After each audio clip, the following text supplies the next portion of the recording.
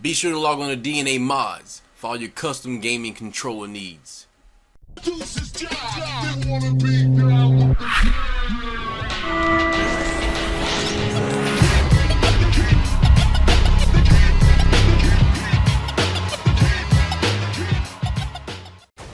What's poppin' YouTube? It's your boy Steals Forever, and I'm back in the building. That's right, your boy Steals Forever is back in the building, hitting you guys for a quick gaming video. And today's topic is no other than Call of Duty Advanced Warfare.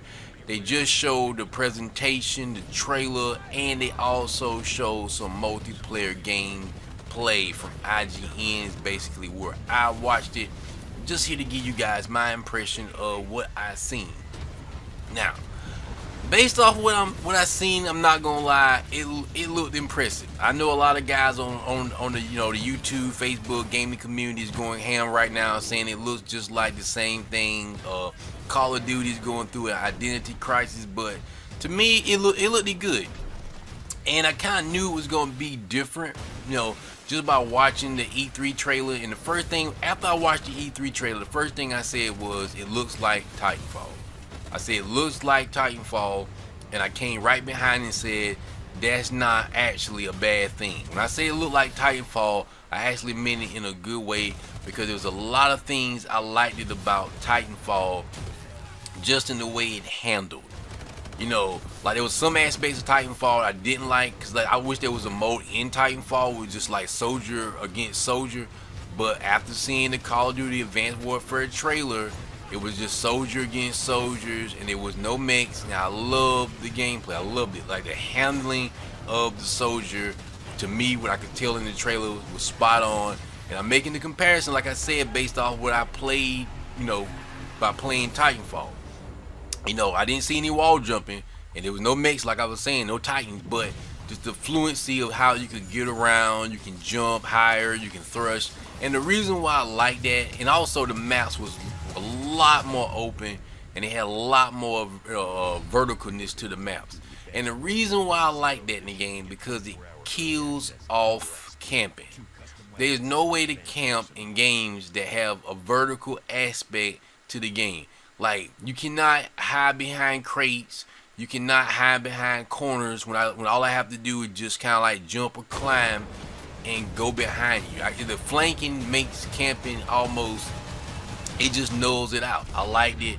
The how you could customize your loadouts and your characters looked spot on. It had lots of customization, and that's something I liked about Destiny. I love having the ability to customize my character in a way that I feel fits my playstyle, and not just be limited to like these preset loadouts. Now a lot of games has more than just preset loadouts, but they still feel generic in the way that you can't really go in and fully customize your loadout, in the sense of like, I got this type of gun, I got this type of gun, I want this type of perk, I want this type of armor, because this will help me do this and help me do that. Because I feel like everybody plays differently. Everybody has a unique play style that fits them better, and it allows them to excel in the game, because they're playing the game exactly how they like to play the game.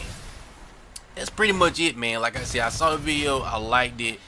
I actually went ahead and pre-ordered the game after I saw the trailer. It looks right up my speed. I don't know about everybody else. Now at the same time, let me run it back right quick. I also said to some of my friends that I felt like a lot of Call of Duty fanboys, or people who was hardcore into Call of Duty, may not like this Call of Duty, because of the fact it's such a departure from the typical run-of-the-mill of what Call of Duty just what it is. It's just what it is. I think it's a good thing. I think Call of Duty has hit that wall to where people want something different, but at the same time, it's like it has to change. It realistically has to change, and I heard a lot more people say it looks like Titanfall, Crisis, and Battlefield, and everything else combined into like one game. But at the same time, like, hey, like that's basically, there is a ceiling to multiplayer. Like there is really a ceiling to what you can do in a shooter multiplayer. Like, so hey, if you add, if you make it a little faster or you make it a little bit more realistic, you give some vehicles to it, make the maps bigger, it becomes Battlefield. If you give it a little more futuristic jump abilities and it's fast paced and things with a lot of agility to it, it's just gonna become Titanfall, or it's gonna be like a mixture of Crisis, So I mean, that level, like, we all know that, but we all know at the end of the day it needed to change, and this seems like it at least a foot in the right direction. We won't know until November 4th, until we actually get our hands on it. October 3rd for those that actually pre-order it early and get the day zero edition of the game. But like I said before, it looks like a foot in, or at least a step in the right direction.